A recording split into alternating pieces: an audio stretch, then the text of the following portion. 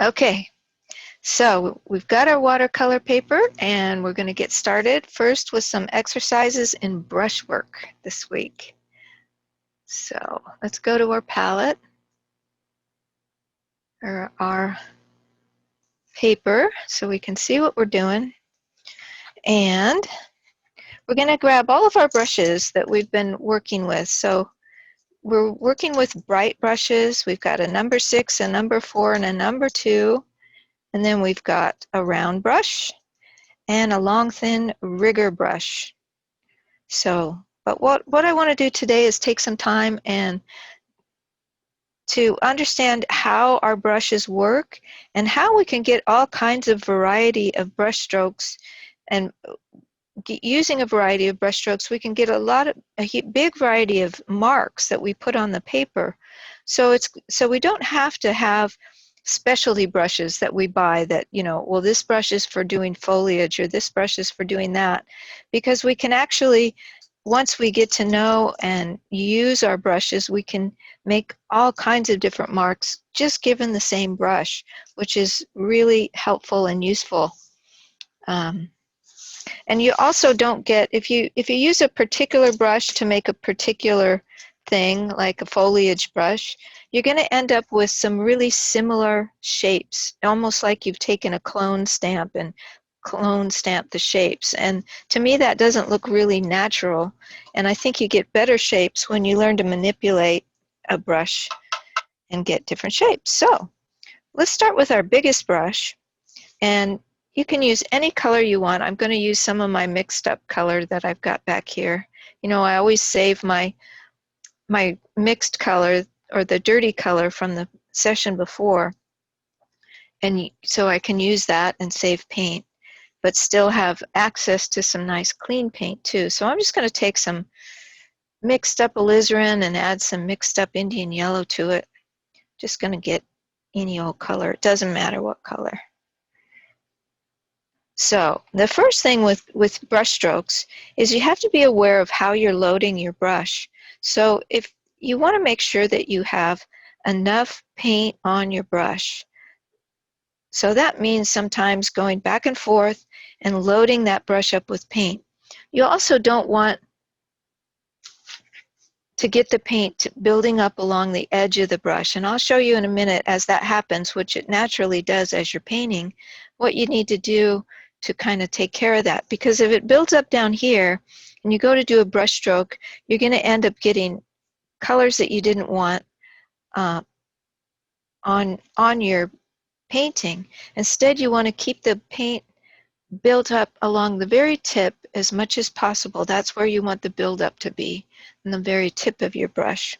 So if I just take the brush and with a firm pressure, set it down and pull down, I get a nice, even, strong brush stroke. It's got crisp edges to it, and it's just the width of this brush. So if I change to my number 4 brush and do that same effect, just load up the brush at the tip, I'm going to get the same kind of mark. Well, I didn't have quite enough paint. Same kind of mark. It's just going to be a little bit smaller. So for that reason, you just would switch sizes of your brush if you want something a little bit smaller, but you don't need to, because I can stick with this bigger brush, and now I can put it on the side. And if I set it on the side and with firm pressure press down, I can get a line that's about half that size. And I can get something similar to using a smaller brush, but I've just set it on its side and used that aspect. And all of these brush strokes that I'm using, right now, I'm holding my brush like a pencil, but I'm not holding it down near the tip like you might a pencil. I'm holding it back on my brush. That gives me some flexibility and looseness, and I'm not gripping it really hard. I'm holding it fairly loosely in my hand. So I'm not gripping super hard. So if we use firm pressure and use the side of the brush, we get a line that's about that big. If I use If I move more towards the top of the brush and use very light pressure, I can get a thin line. So I flip the brush up and I'm using the top edge of the brush, and I can get, don't use as much pressure, I can get a thin line. So we can go from thick to medium to thin, all using that same brush. So that gives us a lot of flexibility, you know, where you would think maybe you'd need to move to a smaller diameter brush or to a round brush to get that line. You really don't need to. You can stay with this big brush. Now, the next thing you can do with it, hi Gloria, by the way, is we can use the corner of the brush. So again, if I use just the corner of the brush and I press down firmly, I get a round circle like that, or a roundish. You know, it's not super round, it's just somewhat roundish.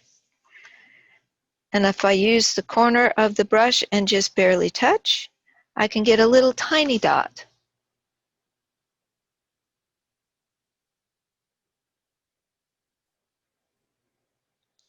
So you have a great deal of flexibility, and that's just with a fully loaded brush held as in a pencil grip, and we can already get lots of different brush strokes.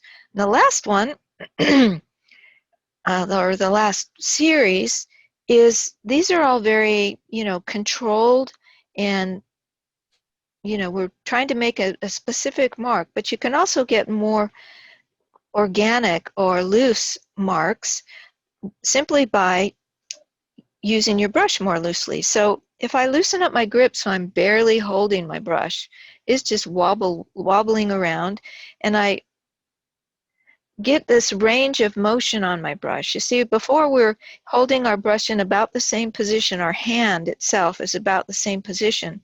But if I start moving that hand around, I can go 360 degrees and get all kinds of different marks just by moving my brush.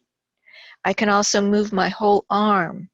I can move my wrist. So we got to think about not being rigid in the way we hold our arm in order to get those organic forms. So I can, if I do it that way and hold it real loosely, I can set my brush down, I can flip it over and pull it again. I can flip it, so I can twist it and flip it, and I can already start getting, and if I do that quickly and less, you know, kind of accurately, then I can get all kinds of very organic looking shapes by just kind of spinning and twisting my brush. And as here I started with very firm pressure, twisting, being very controlled with it. And as I go in and I loosen up my brush, my grip on the brush even more, and I twist it and hold it, I twist it around. You can go 360 degrees and twist that brush and spin it as you're twisting, and you get all kinds of organic looking shapes. And these are really good to use when you're doing foliage. You're doing the top of the foliage of a tree or the outside edges of a tree. I can bring in a shape that's got all kinds of fun edges and twists to it by just spinning and moving my brush in different directions.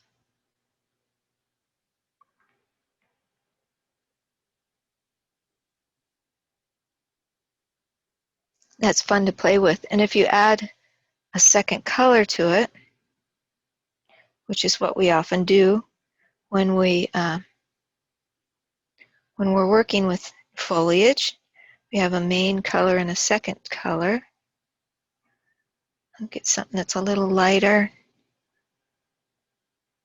So what I was talking about, the buildup of the paint on the ferrule. So you can see how as I've mixed this secondary color, the other paint of the other color is built up along the bottom. And you don't want that, because if I go to do a brush stroke, I'm just as likely to get that color mixing in and jumping in when I don't want it. So one way to kind of get rid of that is you take your brush against your palette and you firmly squish it down and turn it and squish it down, and that gets a lot of the paint off. And then you use your paper towel and pull the rest of it off. And then you can rinse, and that just helps you keep that paint from building up and making muddy colors. If you're having trouble with muddy colors, that might be one of the reasons. You might be having buildup into your ferrule that's coming down into your current color. And then when you rinse your brush, you're pressing really firmly against the bottom of your brush water holder. This one has little ridges on the bottom, which is very helpful. But even if you don't, you want to scrub that brush against the bottom so you're bending those bristles completely 90 degrees, and you're scrubbing it on the bottom to get that paint out from between.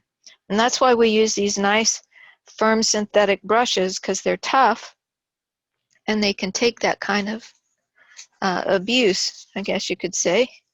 So loading your brush back up with just paint on the tip so you have control over it, and then you can, add another layer of this kind of organic stuff on top of the layer you have. So that gives you lots of options. So the last kind of thing to think about, we've thought about all the different ways you can hold the brush and the different pressures you can use. So if I come in, I've got my brush loaded, but I'm barely touching the canvas,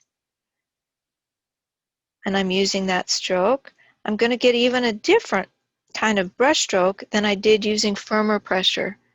I'm just going to get some very light techniques.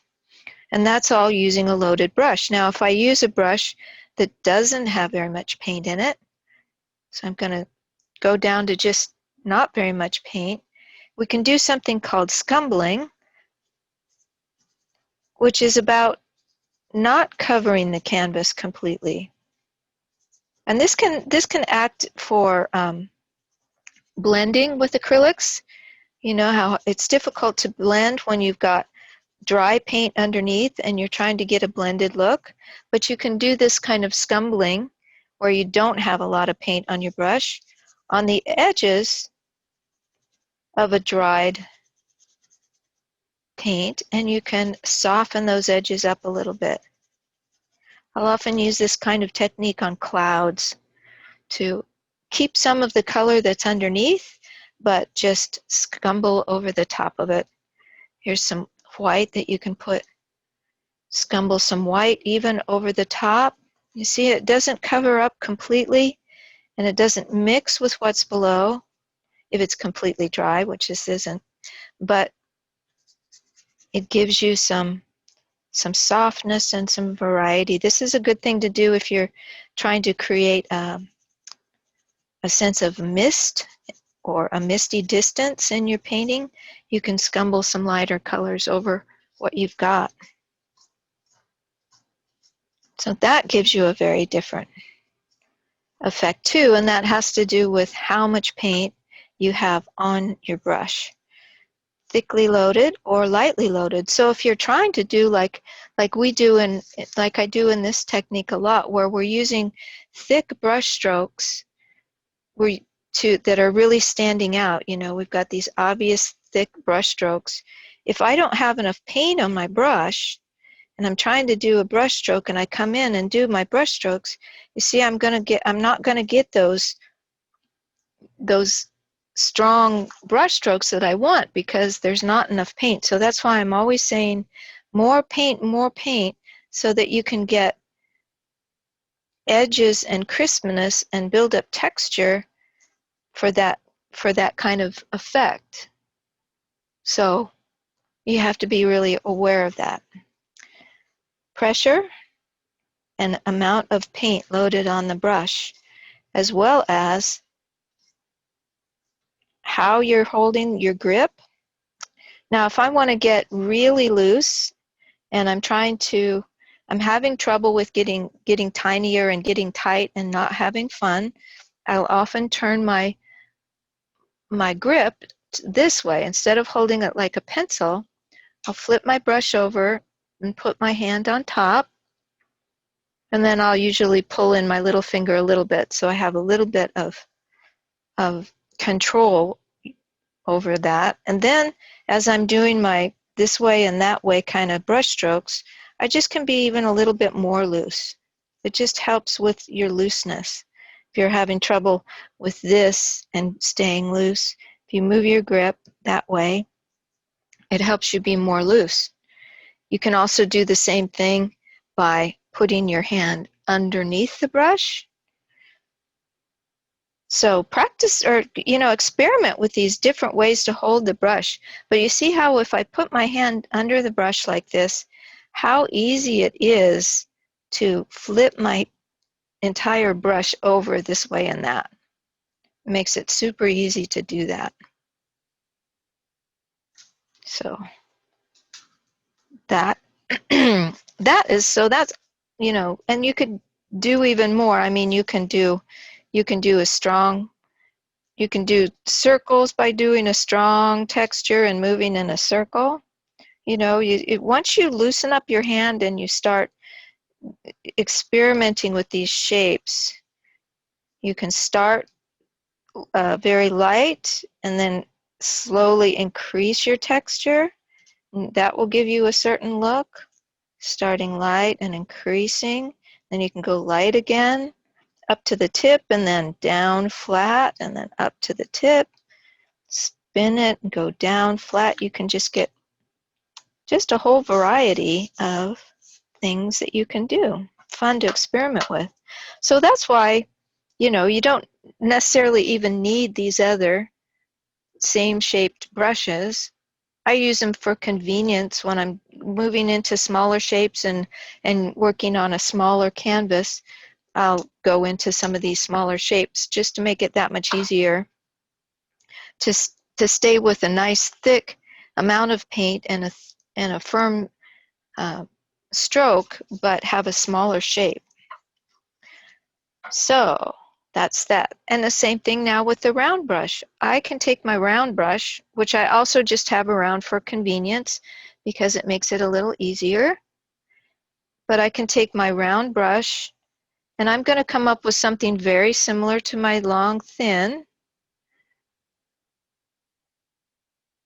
Got quite a wobble in my hand today. By using the tip of the brush and not much pressure. So that I can kind of reproduce with using the end of my flat brush. I generally don't use my round brush very much, except if I'm doing, like for those of you that were doing the painting that we did with the Blue Jay, I used it when I got doing some feathers because I could get that little shape, that little feathery shape, by just using the end of the brush as the shape. You can do it, or if you spin your brush in the paint, you can get a very tiny, tiny tip, and then you can get a tiny, tiny little dot, which is helpful for when you're working with tiny detail. You can get little tiny dots.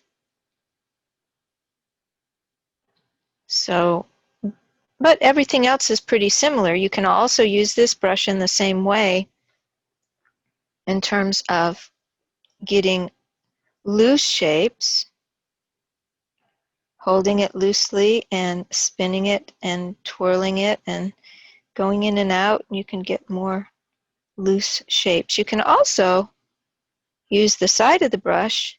Make sure I'm not off your screen. You can use the side of the brush and barely touch, and you can get kind of a scumbling thing going on there too. Great for adding texture to like a roadway or something where there's dirt and you just want a little variety going on. Maybe have one color and then come down up on top of it with a different color, and you can get that kind of variety going on. Doesn't cover everything, but covers up some. So lots of ways there. And our last brush is this long, thin liner brush, which really is a specialty brush. And it's the one that I do use because it's so good at making twigs and branches. So when you use the liner brush, you're going to get it wet and you're going to add water to your paint. So this is the only kind of brush where you really need to loosen up your paint a little bit for it to work well. So you just keep going back to your water, fill up your brush with water, and do that 3 or 4 times until your paint gets about the consistency of ink. And the reason you need it that way with this brush is it just helps it flow better. You get a nice even line that way, and it will load up into the brush better.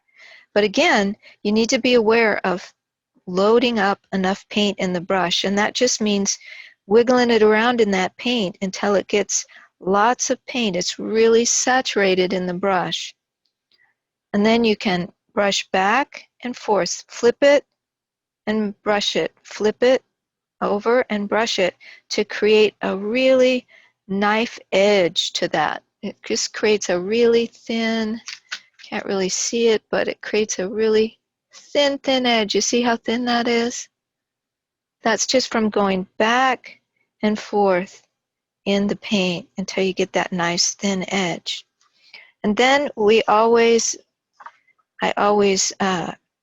start from the bottom and I pull it. When I'm making branches on a tree, I'm going to start at the bottom, lay my brush on the paper, and then pull it.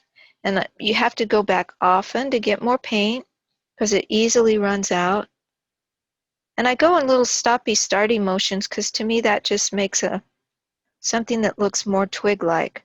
And I'm using this tiniest amount of pressure, just enough pressure to get a mark on the page, but I'm barely just touching the very tip of that brush. Now if I want the branch to start out thick, I can lay my brush down and then pull it up into a thin line.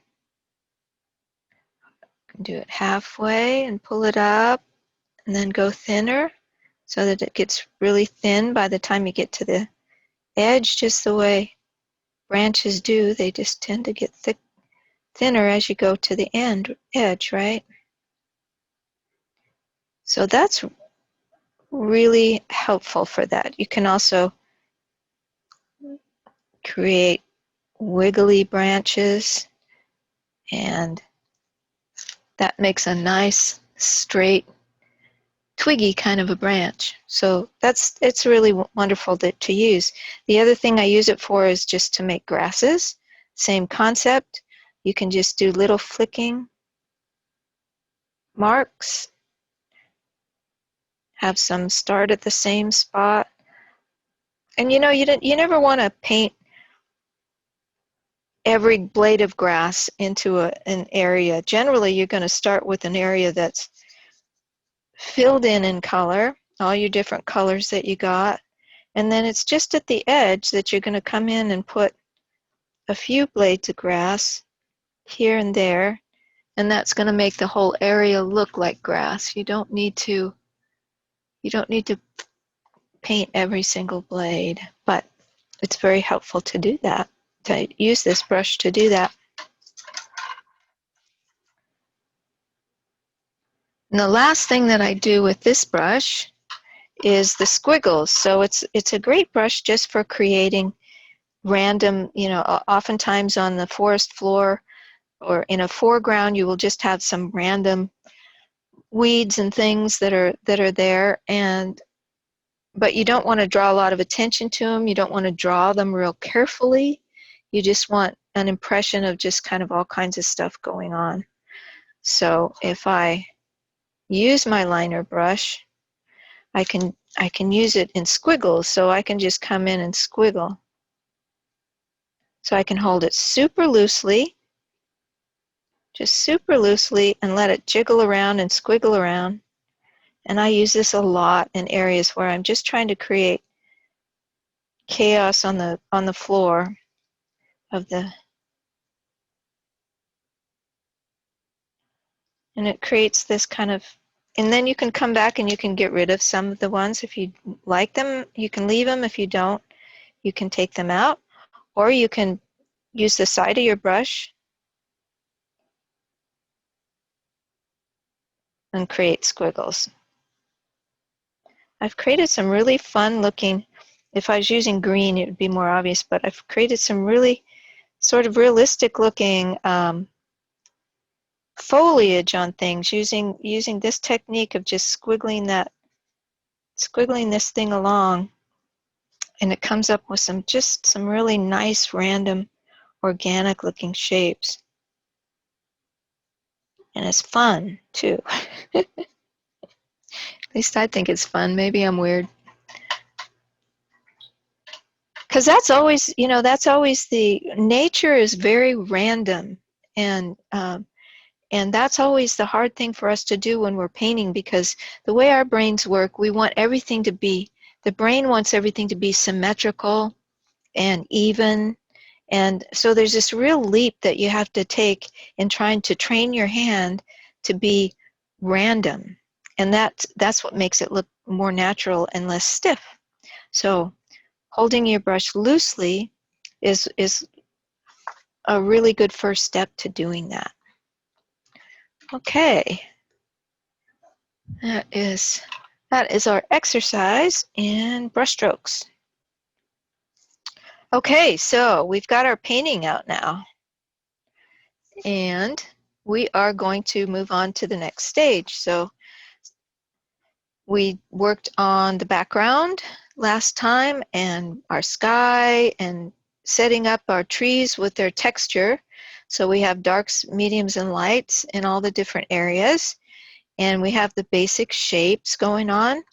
So we're going to move now into the next layer forward, which is going to be our shadow area. And we're also going to work on our reflections too, which we didn't do as we went along that much, but we're going to continue working on our reflections. So we'll be mixing our light colors again, but we're going to start with our dark colors. And I'm going to go with my number 4 brush. That's the medium size one. And if you're working on a bigger canvas, I would suggest staying with your number 6 or your larger brush.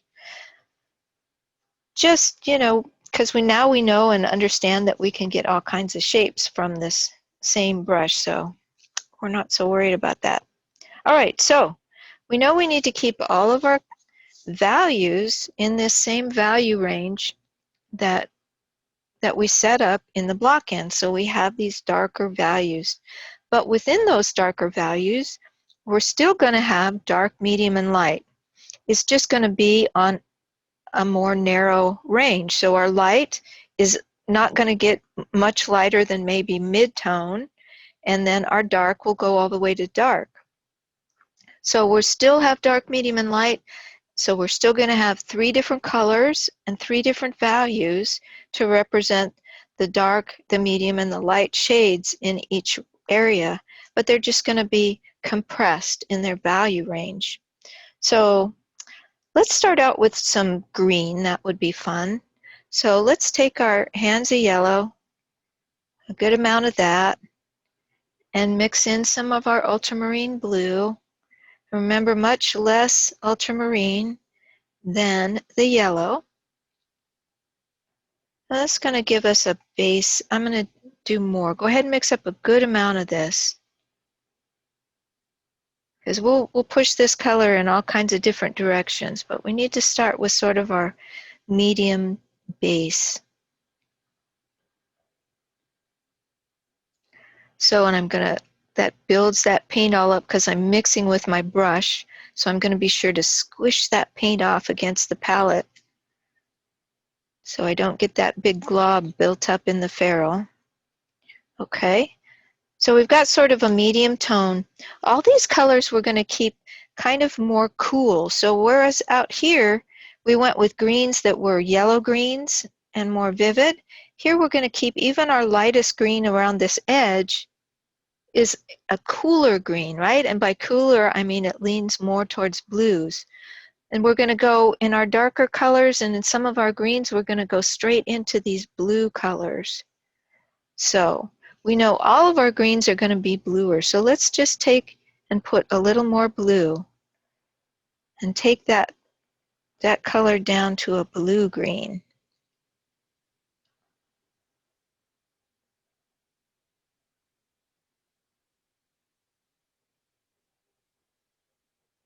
Okay.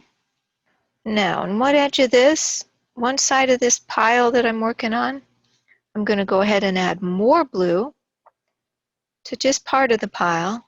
That's going to make a darker color that's also a different color, right? So it's darker in value, but it's also a different color. It's bluer. So we don't want our dark, mediums, and lights to be created just by taking a dark and adding white to it. We want to create different colors to represent the different dark, medium, and light tones. Now, so that's a darker color. Now let's take some white on the other side of our pile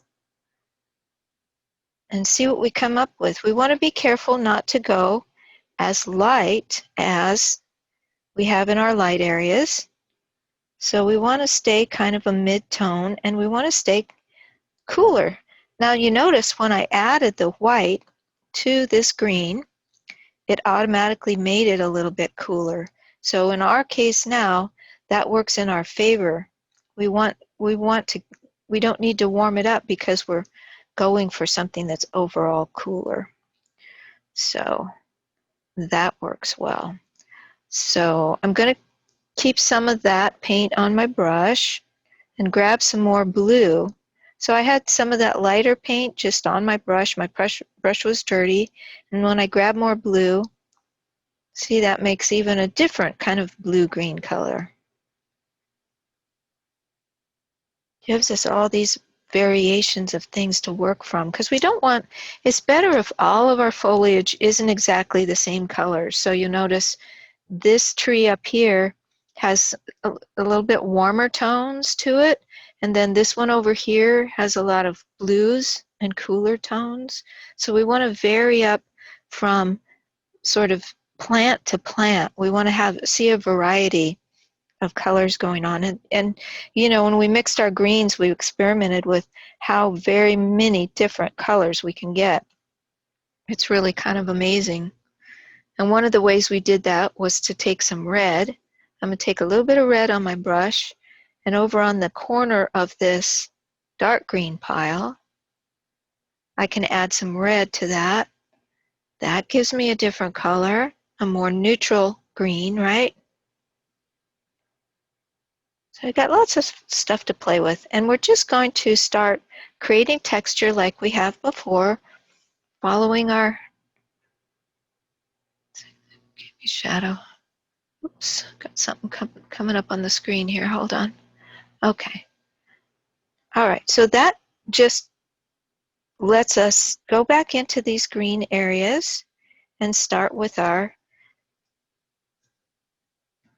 texture making. So here's some dark. I'm going to go over the edges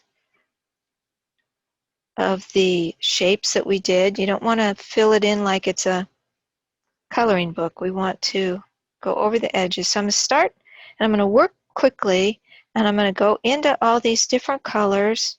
I'm just going to lay in, and you notice I'm using this technique where I'm changing the way I'm holding the orientation of the brush. So I'm not holding it stiffly and going the same brush stroke every time, but instead I'm using the corner, I'm using the flat end, I'm using the side, I'm flipping the brush, I'm getting little tiny dots and lines. So I'm using all those techniques that we used to create variety in brushstroke with the brush as I go. I'm moving into this sort of medium color, putting some of that in. Generally, you think about the fact that the foliage is going to have darker areas towards the bottom, and it's going to get lighter towards the top. But we're not being real careful, we're just creating texture. move into some of that lighter color. That's looking pretty darn light, but remember, when you move into the lighter colors, they dry considerably darker. So if it looks too light, it's just about right. And also, you see how I can mix, because these paints are wet, I can mix that on the painting itself, and it gives me some in-between values. And I mix it just by using firmer pressure. If I don't want the paint to mix, I'm going to just dance along the top, put down a brush stroke, and bounce off. If I want it to mix, I'm going to use firmer pressure so that I pick up the color below. And if I go back over it a couple times, you see that mixed that color with what was below because it was still wet. You can do the same thing going back. I think I'm going to take even some more blue now and get some really quite blue color. So I can go back in to some of these light areas and mix the color that way. So it's just endless kind of gradations of color that you can create by doing that. And our eye always goes to the outline of things. We always first look at the outline of things. So if you want to define this as being an area that has little tiny leaves in it, all you have to do is come along the edge with your corner of your brush and do a few little tiny marks along the edge, because make sure you're loaded up. Remember how important it is to be loaded. Because our eye, if I connect them and then have just one or two little marks coming up and off, then our eye reads all the rest of this as being made up of that same kind of an image, same kind of an element. Our eye just looks to the edges to find its clues as to what it's looking at. So we don't have to fill in little tiny marks all the way through our area. We can just do a few little tiny marks on the edges, and the brain fills in the rest.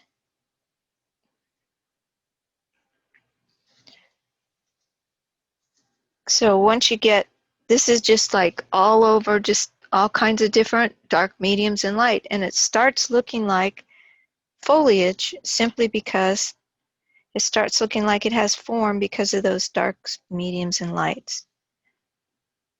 And all I have to do is a few little marks here and there that have light against dark.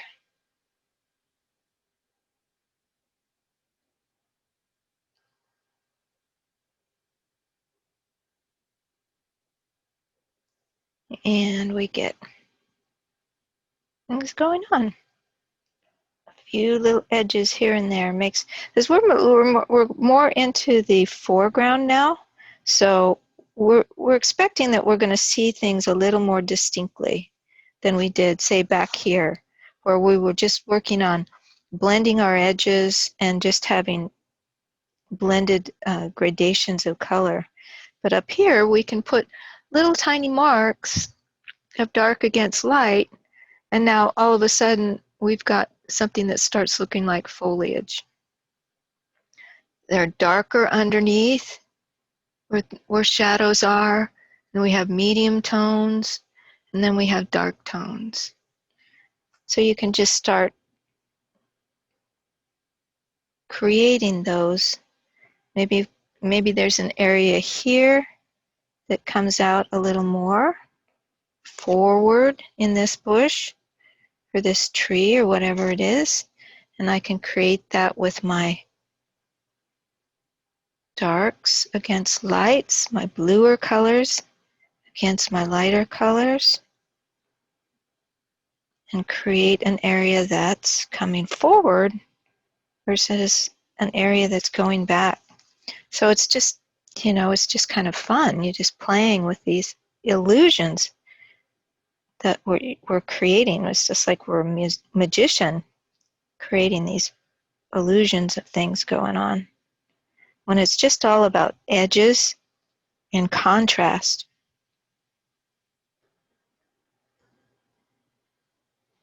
You can, we're putting in some stuff that's lighter, but we're being careful not to go too light in this area. But we can go a little bit lighter. So down here I've gotten quite a bit lighter, but it still reads as shadow because there's a separation.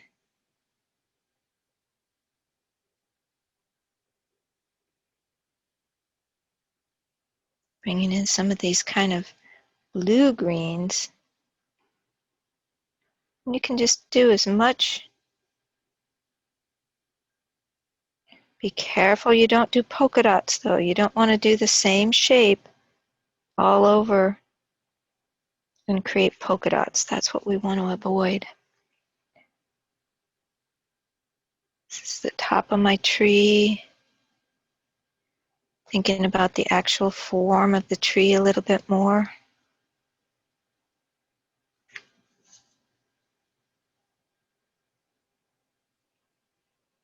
I got to keep being aware of dark against light. So where this tree is up against this background tree, I'm going to keep that darker so there's contrast there. And when I go up into the sky, it can be a lighter color because I have just as much contrast here between the sky and this tree as I do here, even though this is a much lighter color. So it's not necessarily the overall color you're worried about, it's the contrast that you've created. So anyway, I can play with this kind of stuff forever. I love just creating these random little bits and forms.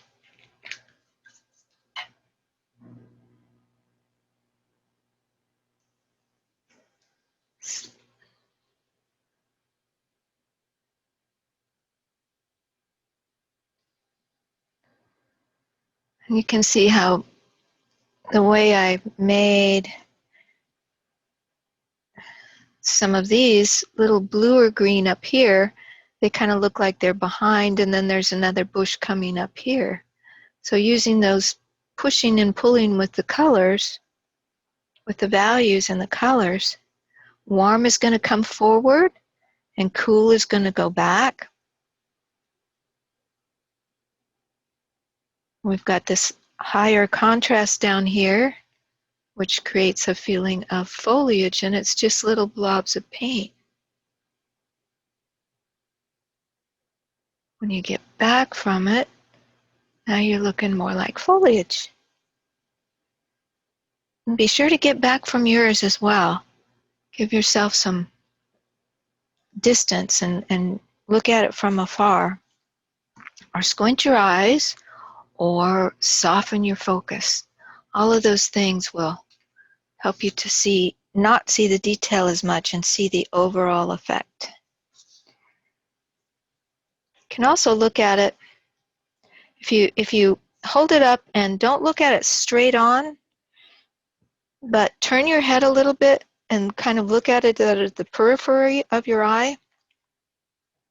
That's a little harder technique, but if I focus my eye over here, let's put it down so you can see. If I focus my eye over here, out of the side of my eye, out of my peripheral vision, I'll still be seeing this area, but you see it not in any kind of details, but it gives you an overall look of what you're seeing. It's kind of fun.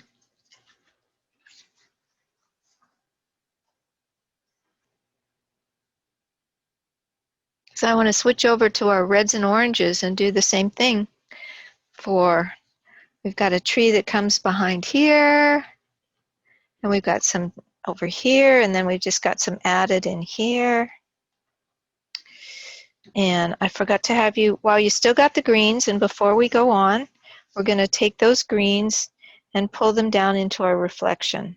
So to do a reflection, you're not painting exactly what's up above, you're just taking the general overall colors and values in a certain area, and you're pulling straight down. So I'm just going to take that brush, lay it flat on the, just like we did that very first brush stroke where we laid it firmly and flat and pulled it straight down. And you can make, see, like these are just little spots, so I'm just going to make little short brush strokes down. And then with my darker colors, I'm just looking above and seeing there's dark along the edge. So I'm going to use little dark shapes. Right here, the dark kind of comes up a little bit. So I'm going to pull that down a little more. This isn't real mixed. Let me get my color a little more mixed. Okay. So you're just using those vertical brush strokes, but you're matching the values and colors that you see above. Over here, I've got these lighter colors of green, and they come across here just in a mirror image, right? I'm just pulling them down, straight down, and I'm following the edge of this. Comes up, you know, if that was a mirror, it's just coming straight up and over like that. It's got some of these lighter colors in here. These little marks.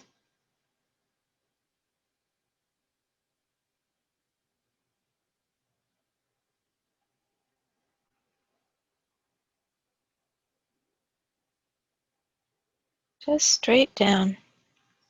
Then I like to rinse my brush, get all that paint off, dry it off on my paper towel, and then if I have some time, I can do a little bit of blending. I don't want to get rid of all my colors. I don't want it to blend in with one homogeneous color, but I want to soften up those edges of the brush strokes a little bit so they're not quite so obvious. In here is going to be red, so I'm not too worried about that. And if you still have a little bit of dry time or wet time, you can rinse your brush, dry it off, and do a couple of strokes across with the end of your brush, with the tip of your brush. That just starts to set up the kind of rippling going on in the water a little bit.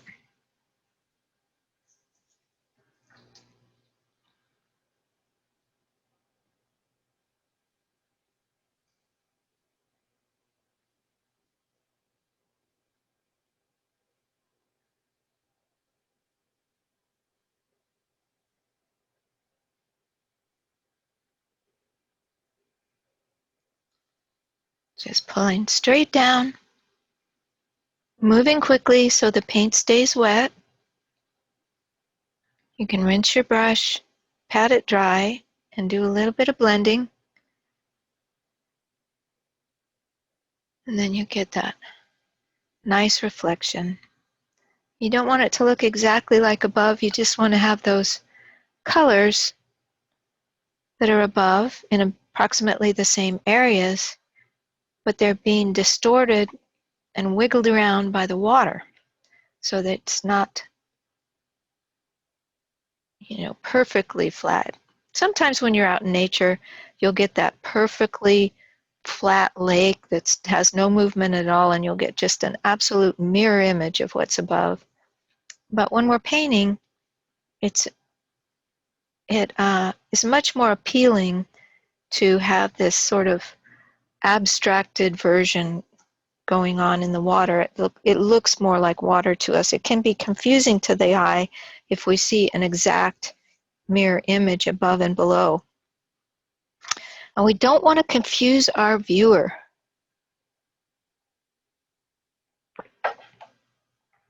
All right, let's move to some reds.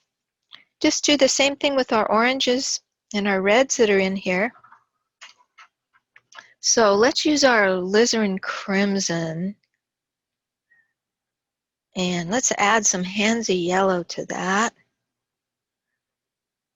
Let's start off with that. Be careful you don't pick up yellow that's been contaminated with your green to start out with, because that will be adding green to red, and we know what that does. It neutralizes our color. So you'll start out with a muddy color. So if your green is really contaminated, or your yellow is really contaminated, then go ahead and squeeze yourself out some that's cleaner so you can stay with your nice clear colors and you don't have that issue. Mine was getting pretty greened up there. All right, so that gives us sort of a medium, a dark brownish color there.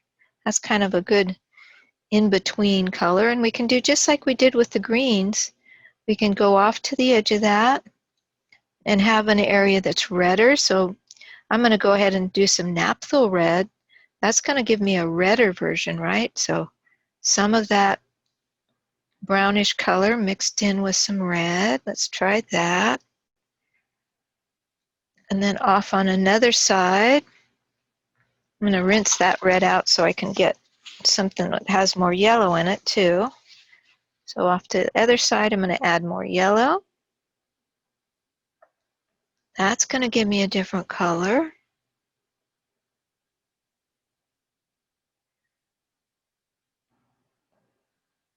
On all these colors, it's probably about as light as I'm going to go, right? Because we're in our shadow area, so we're not going to go really light in here. We're going to stay on the darker side.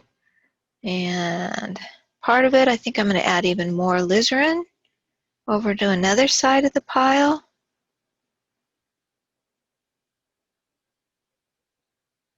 So some's got some red, some got some yellow, some's got more alizarin. And you can keep adding colors as you paint too, but it gives us something to start with. I think I'll take a little bit of blue even, add it off the edge of that dark. That gives me something that's even darker. Gives me dark, medium, and light, but all down in the darker shades. And again, these are just little bushes, much like we did before. We're going to start with some darks and go back into, work around these ones that we've done, work into them, overlapping. It's got some of this in here, some of it comes down here. So I'm just overlapping and moving in, and then go into my lighter colors. Maybe add some of this bright red here. That's pretty. And go into my lighter colors.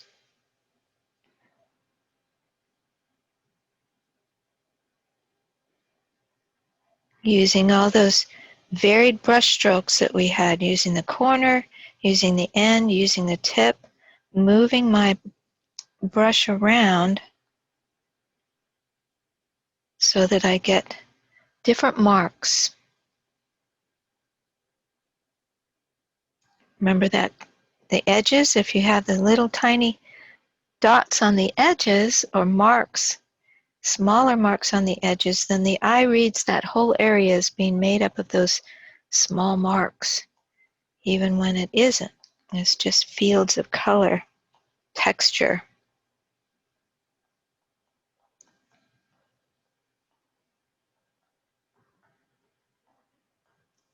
Interspersing that. Got some of these that come down here, just wherever you want them to be. If you've got some areas of your green foliage that you just really like the way it came out, then you just avoid those areas. And if you've got areas where the green didn't quite work out too well, then you can go over it with the red. Let's add a little bit of white to some of this to get some different colors. So remember, I want to try to have from one sort of bush to another, one tree to a bush, I want to have it look like it's a different plant. So it's not necessarily going to have all exactly the same colors. Maybe this tree up here, put a little more yellow in it.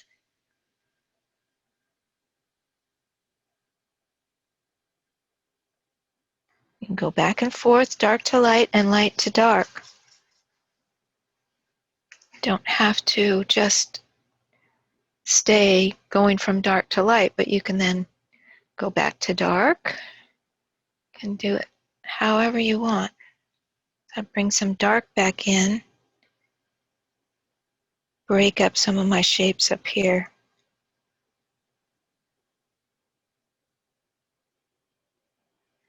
As your paint gets thick, the one thing you're going to do, like we practiced on the exercise that we did, if you lightly touch your brush down, it will stick on heavy paint. If you dig in and use heavy pressure, then you're going to mix and you're going to pull paint off. So the thicker your paint gets, the lighter you get in your touch.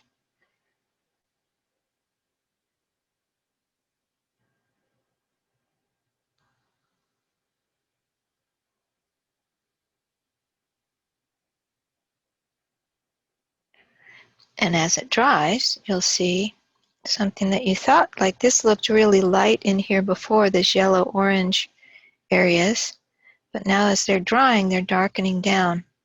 So don't feel like you're going crazy when you think, I thought I had that light enough, and then I work in another area and I come back and I'm like, oh my gosh, that's so much darker.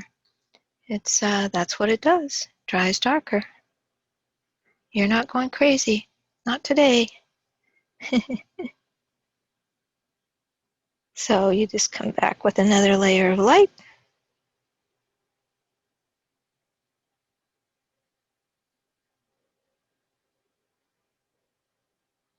Maybe get some medium colors in there. Make these down here really red.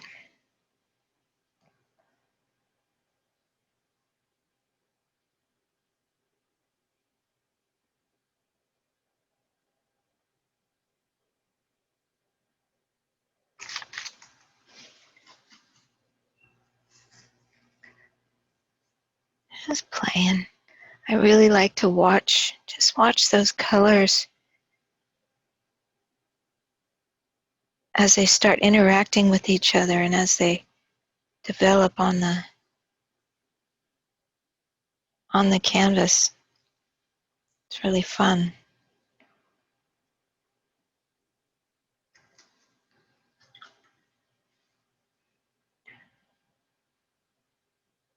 I feel like that red got a little bit too much. Let's try it with some yellow in it.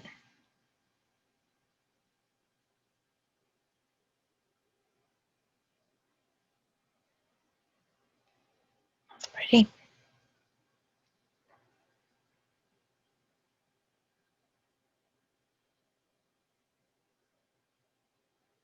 Make this bush a little bit bigger. It's my symmetrical brain tried to make these two bushes the same size. I don't know why our brains work that way, but if you let yourself and you look down, you'll all of a sudden realize that everything is the same size and evenly spaced. Darn it.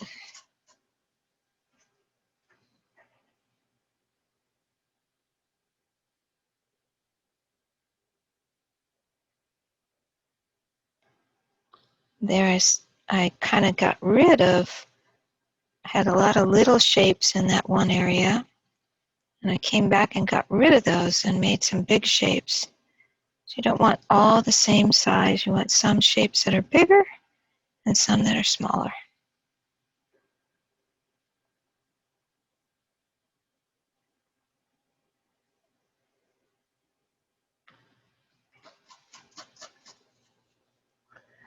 And as you get to the edges, you want to be careful to not put a lot of detail right on the edge of your canvas. So I don't know if you can tell how I don't have as much contrast right along the edge. You want to keep that more inward because you don't want to draw your eye to the edge of your canvas so much. This one to come out here a little bit.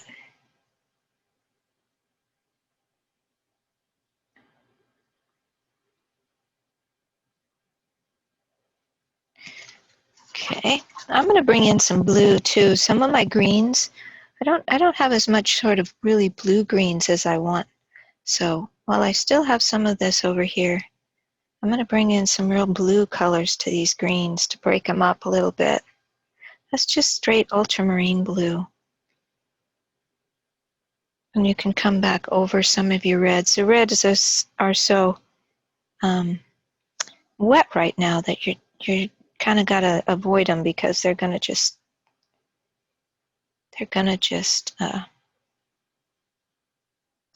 blend together, and you're going to lose your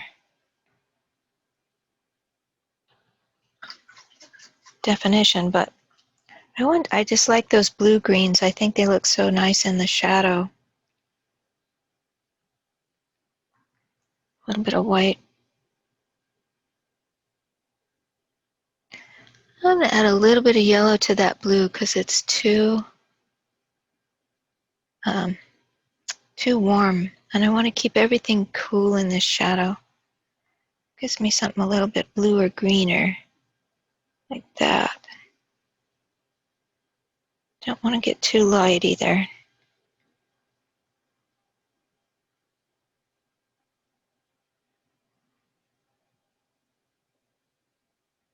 Just playing with color.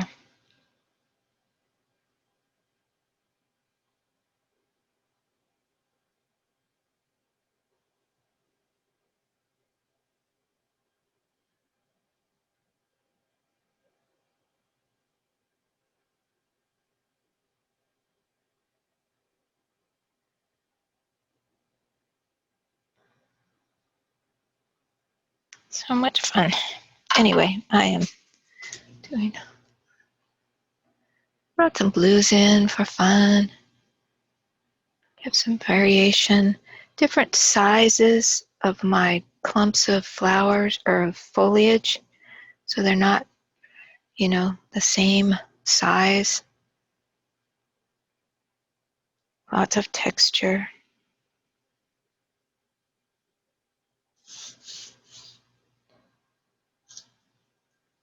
And then, of course, since I brought in these different colors, I got to pull that into my reflection. So where I put the blues, I'll bring some of that blue in. And where I put the reds, I'm going to bring the red in, right? So while those colors are still wet on your palette, you can pull that in straight down.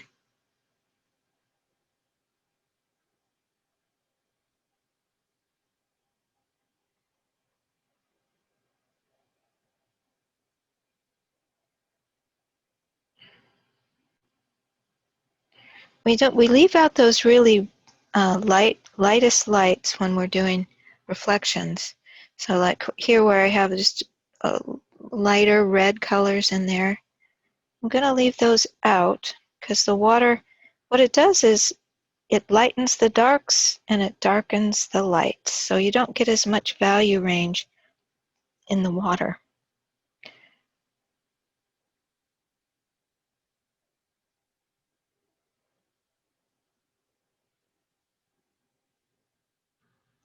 But a little bit.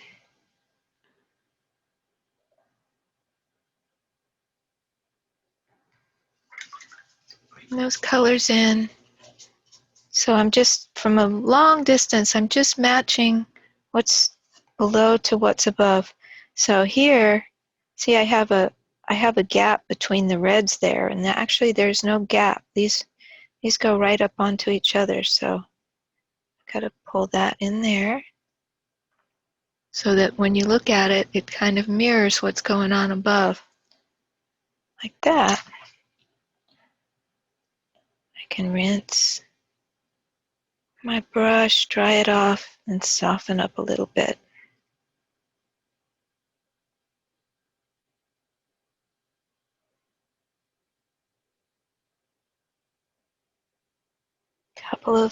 Just a couple of horizontal strokes.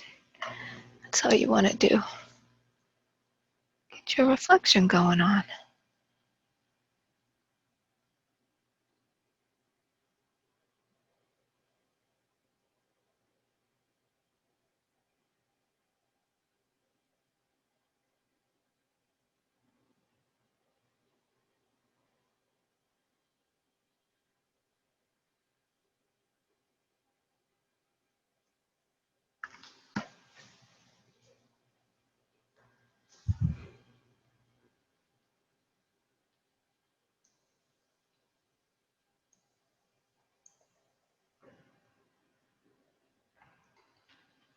All right, well, so now I want to spend a little bit of time. Oh, one last thing before we move off of this is that we have a shoreline here too that we're dealing with, right? So we've got darker here, and then once it hits the light, it gets lighter out there. So we're going to mix back up some of our neutral colors. And for a neutral, we just use all three of our primaries, right? So if I take my red, dark red, alizarin, and my blue, and take some, I'll use Indian yellow, I'm going to get a dark neutral of some sort. And depending on what quantities you used, it's going to lean towards one color or another, which you can tell by adding a little bit of white to see what the color. And mine's still leaning a lot towards red, so I'm going to add some more blue and some more yellow, just to get a little bit more neutral.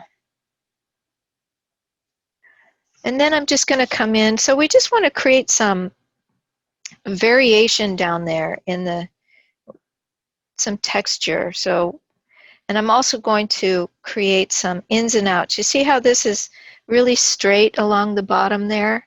So I'm going to be careful. I'm going to come in with my brush and come back out. So I create some ins and outs, and that keeps that edge from getting too straight. So that's dark. Add some more white to it, some more of this yellowy color, Indian yellow to it. So I'm in the shadow, so I don't want to get too light, but I do want to have dark, medium, and light, just not very light, right? So I'm going to add some of that.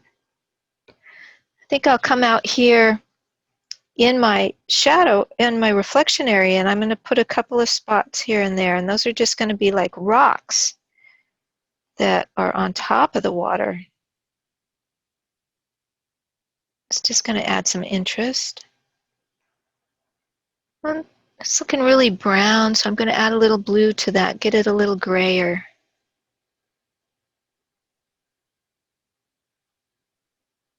Got to be careful I don't go too light, but I know this is going to dry darker. And I just want to create some.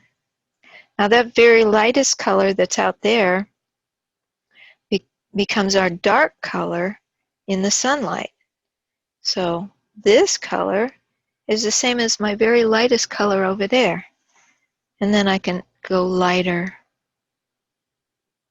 by adding white and adding yellow. Or red too. There's some red in there that got mixed in. I'm going to go with some straight white because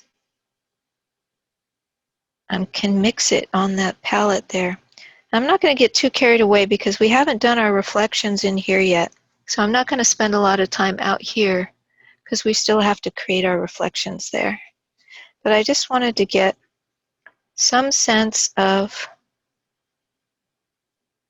something going on, some variety of value in here. So it's just little variations of darks, dark, medium, and medium. It never really goes into light. And we're not going to spend a lot of time there because I want to get done with this area. So we're not going to pause there. We're just going to know that that part needs to be done. You can also work on it this week if you didn't. But I want to get some reshaping done up here in the background we did before. So we can take that neutral color that we had, start with that, and mine is really kind of reddish, and I want to get back towards blue. So what I'm doing is mixing up something that was like our sky. So I can start, I think I'll put it over here, start with some kind of brownish color, but I'm going to add a bunch of blue to it to get that gray sky that we made before. As you remember, we took our blue and we added some of these oranges that we had mixed up in order to get to sort of a blue-gray. And now that's really dark, so I know I'm going to have to start with white. I'm going to come over here to a new spot and just add a little bit of that gray to it. Slowly adding that in until I get that value. And I think this is leaning a little bit greenish, but I'm going to test it up here and see. Yeah, I think I'm going to add a little more blue. Get a blue-gray. And remember, if I put it up there and it looks just the same value, that means it's going to dry too dark. So I'm going to add more white to it until when I'm testing it, it comes out just a shade lighter. And then I know it's going to dry back dark into the same value as I had. But all I want to do with this, and to do it, I'm going to switch now to my smaller brush. Makes it easier to get smaller shapes. Because I just want to reshape the edges here of all my trees by bringing in, reshaping them by just using the corner of my brush and making some little shadow. I'm going to go a touch darker, making some little sky holes, we call them. So again, with sky holes, like everything else, you want to avoid the same shapes and the same sizes. So I'm going to just try to be as random as I can. And you may not need very much reshaping. You can just do as little as this as you want. Just if you feel like your shapes have gotten really like cone shaped and unnaturally shaped, then you can come in with your sky and just reshape that and add a few interior spaces. Remember to change the direction of your brush. Move it around, physically move it and shift it so that you get different sizes and different shapes.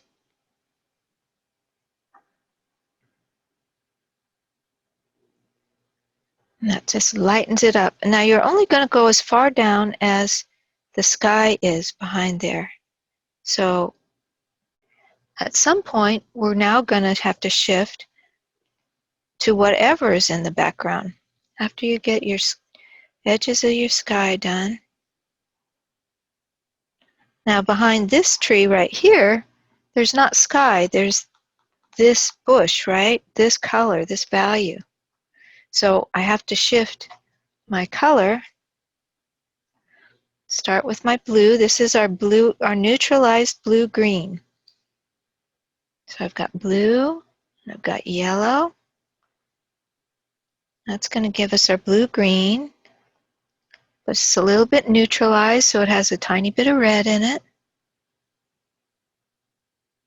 And then I want to get to that value, so I'm going to add white.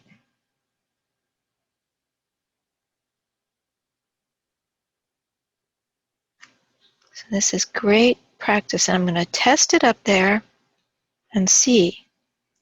Need a little bit more blue. You can't tell by looking on your palette if you've got the right color. You have to put it up against what's already on your painting. And then you go a little bit lighter. Just a tad lighter. So that when it dries, it'll be the same value. All right. Because I want to bring in the edges of this tree, because it's looking really kind of cone-shaped, right? Like a big old orange ice cream cone. Those soft-served ones that they, right up to the... I don't want an ice cream cone tree. So I'm going to pick an area, and then I'm going to come way in over here, create that an edge to that. And then I'm going to come in up here. Just by barely touching, but bringing some of those shapes in using that background color. I can lighten it up because those trees are behind it. So in certain areas, I'm going to see through this tree into the background. Down here, we've got the brown tree behind it, so that's going to be a different color that's behind it. So then I'll have to shift my colors again. And if you feel like if you don't like the shapes that you created, there's no worries. You can just come back with your other colors and put them in. Do another layer of the oranges, which I like to do anyway, because you can tell that there's a tendency for those shapes to kind of sit up on top. And to settle them back in, you can come in with some red oranges on top and settle those colors back in, those shapes, like having something on top of them. See if I can do some red orange real quick.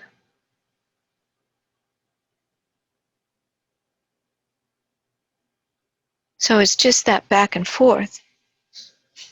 But if I come in then right over the edge of some of those, I can settle it back in. My tree needs more yellow in it anyway. It got pretty flat when I was doing it.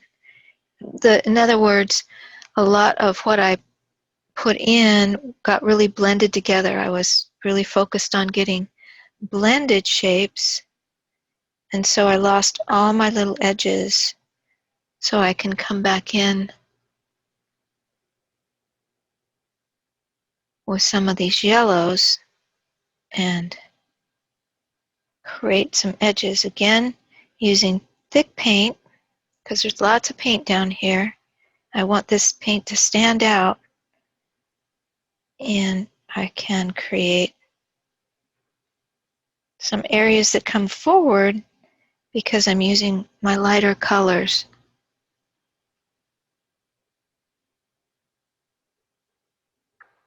I want the edge of this tree to stand out against the dark tree, so I really want to take advantage of the dark and light that I have over here by making sure that my edge of that tree there is light. That just gives me a little more shape. Remember, it's the top of things that is getting more light. So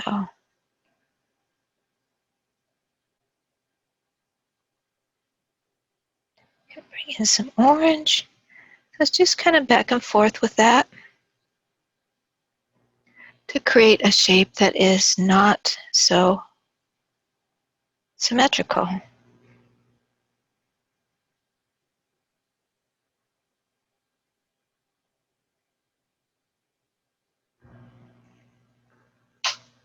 And that's our focal point tree too, so we want to make sure that we have enough dark and light in there.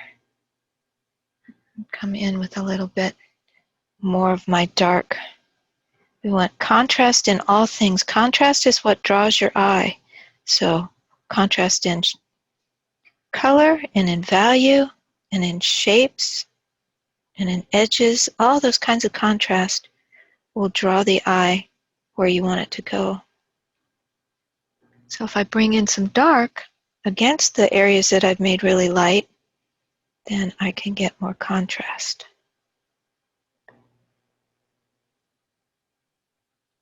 And then our eye is going to go right there to see what the heck's going on. Fun stuff.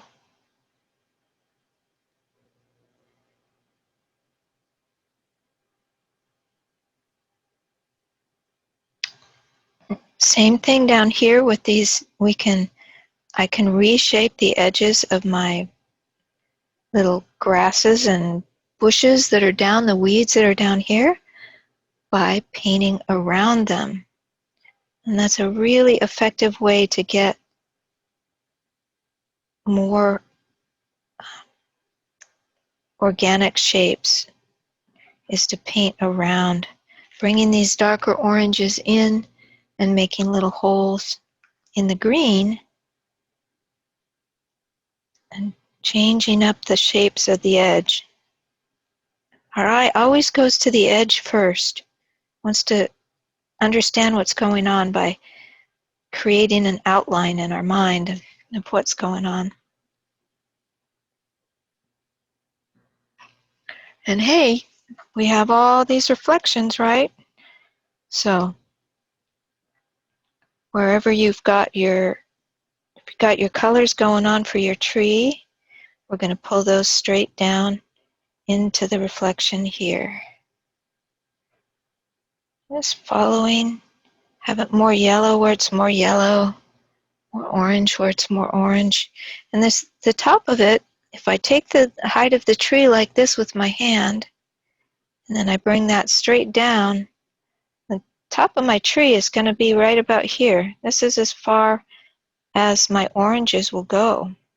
So I need to bring in a little bit of greens around here on either side. So you can do that thing where you just see how high that is, and then go to the bottom of it, and you can see the tendency is to want to make this reflection too tall, and it's really not. Above there is some sky. So I can bring in some of my sky color. A little darker. Remember, they're never as light in the reflection. The reflections are a little darker. The lights are darker and the darks are lighter. So I can bring in a little bit of this sky color in this one. Depends on it depends on where your shorelines are, as far as how far down things are going to go. Then I've got this blue-green on this side.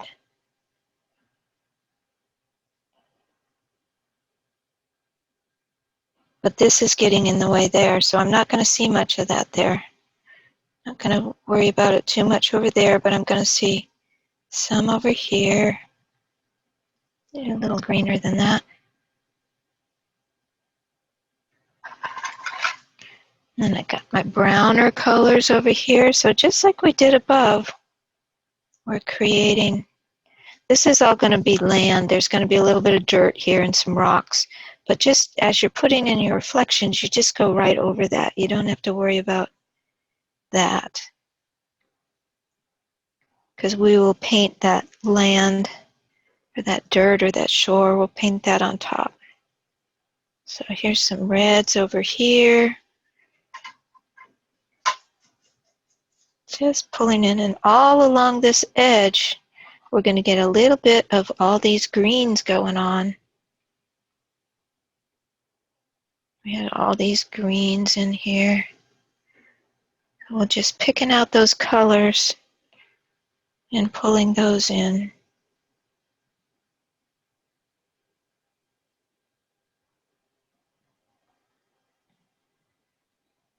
I'm coming up a little bit. I've got my shoreline back there kind of thick.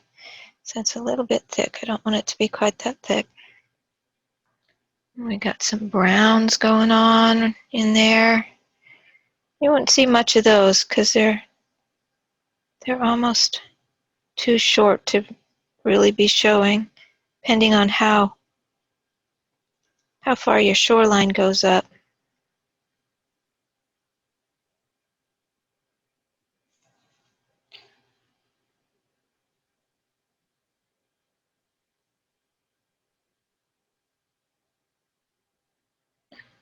Maybe a little yellow or green. So right there I see a nice bright yellow green against where this darker tree comes in. So I'm going to get those little spots of contrast. And there's some darker stuff down here. Some darker stuff over here.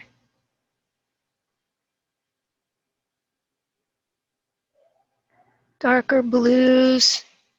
I hope you didn't hear that. My husband just burped really loud.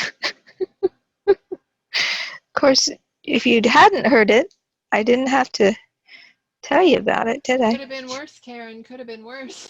Yes, yes, indeed. You are very right.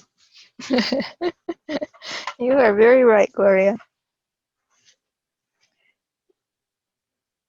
All right. Just creating these downward soft reflections.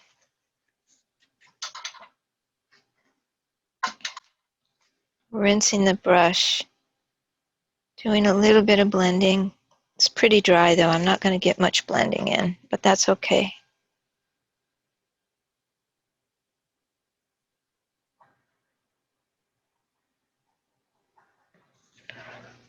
Just want to see those reflections.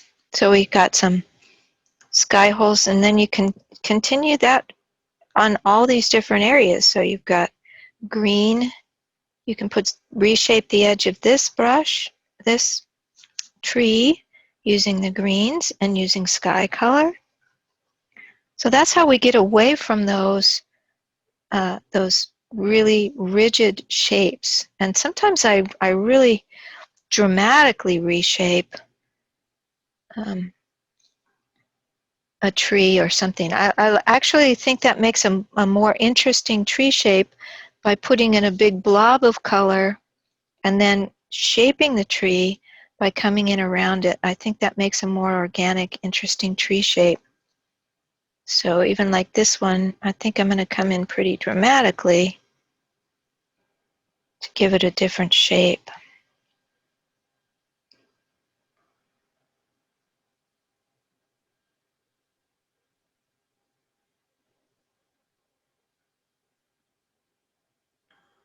Same thing over here. This area here, if you're too thick, as long as you're dry enough over here, which you may or may not be, you can come in with sky holes to reshape the edge of this bush or this tree as well. And if you go overboard, which I generally do, you can come back with your reds and bring it back to where you want it to be.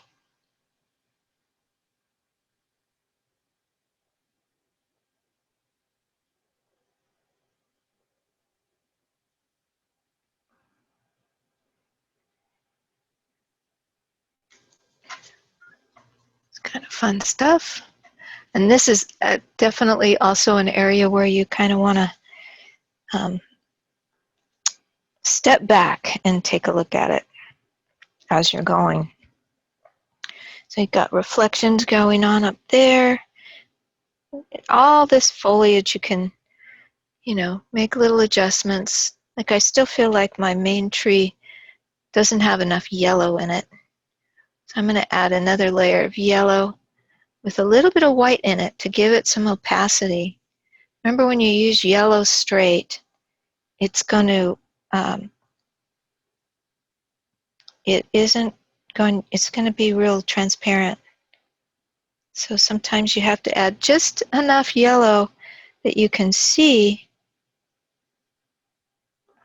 but it's a fine line, because if you add too much white to the yellow, it starts getting pastel-y or chalky, and we don't want that. Maybe I want a little bit yellow. I'm really using looking at my image on the screen. That really helps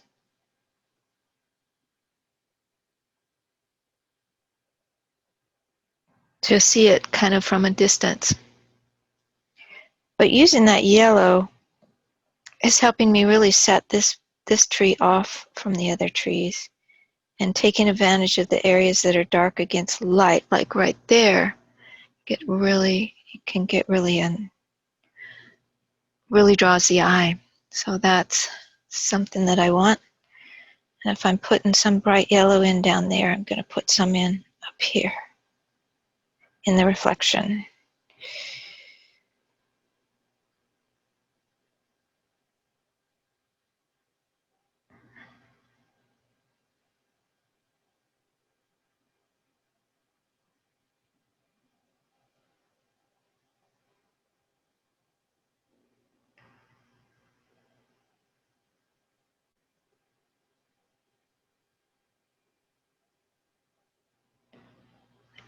a little bit.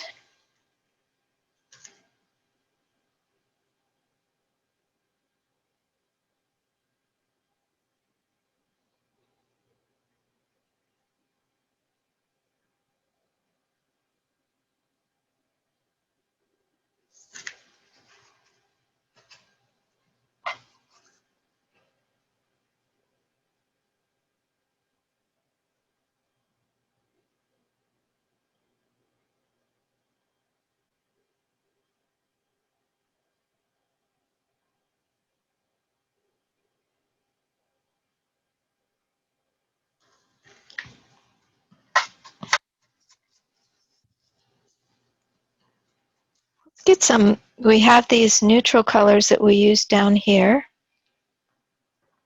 So the only last thing to do is to put in that, to just, re-establish the shoreline a little bit. Because I've pulled it in somewhat with my reflections down here.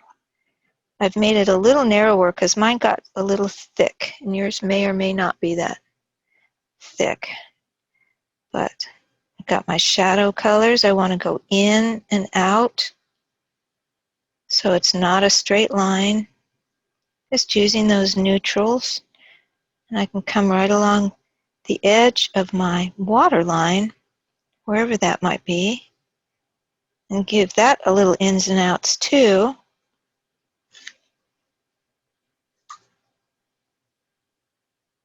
So I gotta make sure my reflections are coming to the edge of the water line.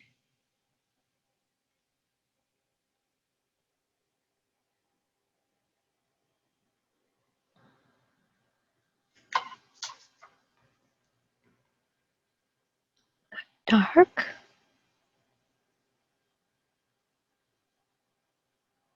Remember that, dirt along the edge of the water always gets a little bit darker where it's wet. So if you have that dark edge, ins and outs, where maybe there's a low spot, and then you bring your light on top of that, a lighter color with a little yellow. This is our sunlight area, so it's going to be nice and light. I'm using the end of my brush, but I'm using really horizontal strokes because this is a flat area. Blending that up while it's still wet to get a little bit of variation of color. And this is the same that we're going to have out here on this little peninsula where it comes out.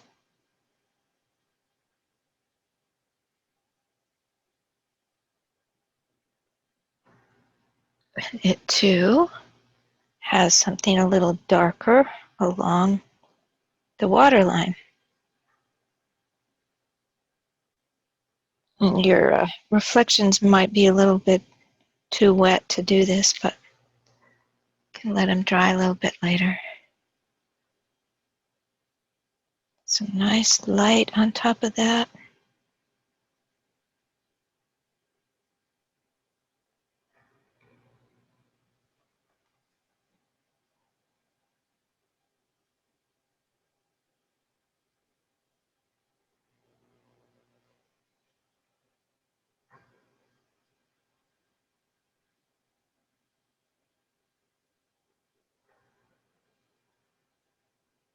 And get some medium colors between my dark and my light there. I don't want it to be a really stark line.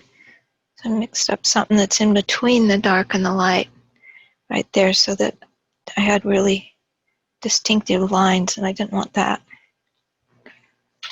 Fun stuff. So then you get that little shoreline going on. You can put in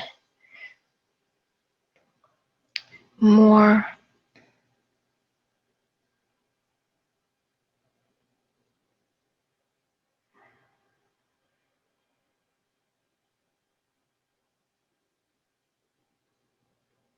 just go back and forth with your colors, lighter and darker. This tree over here on the edge, I don't want to have a lot of attention on it. So I'm not going to do really strong value shifts over here.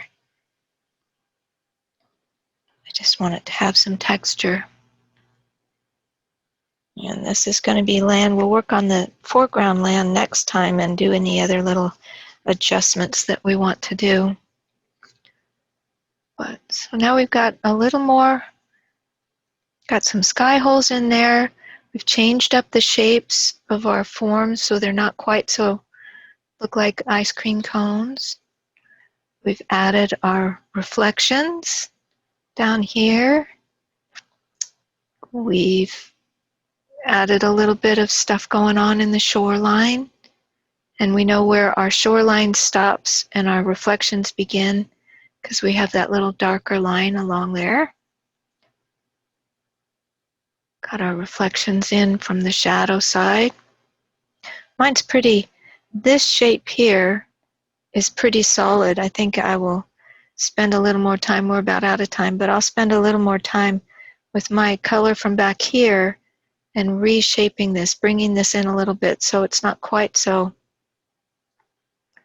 distinctly there. And I might, I don't know, just kind of work a little bit on reshaping this whole line because it's really going straight up and down. And as you can see in this version, I have a real in and out going here. So this tree really comes out and then it comes back in. And then this bush comes out there. And I didn't do that here, so I'm not as happy with it. I don't have this coming in and going out. So I'm going to have to bring in some of these colors here and put some more of that background in there and see if I can't play with that a little bit.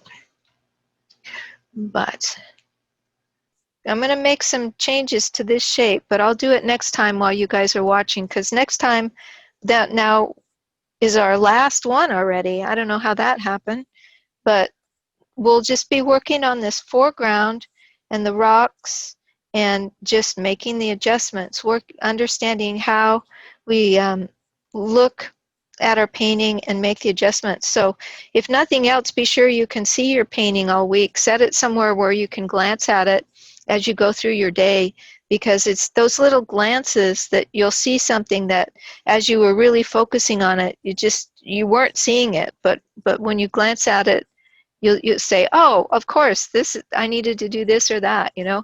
And then what I do is I keep a little piece of paper next to my painting and I make little notes for myself so that when I see something, I can go, oh, yeah, this tree needs to be this or something, and I can make a note to when I can come back to it, then I can actually work on it. So that's what we worked on this time, and next time we'll be finishing up that foreground and doing the rocks and doing our finishing touches.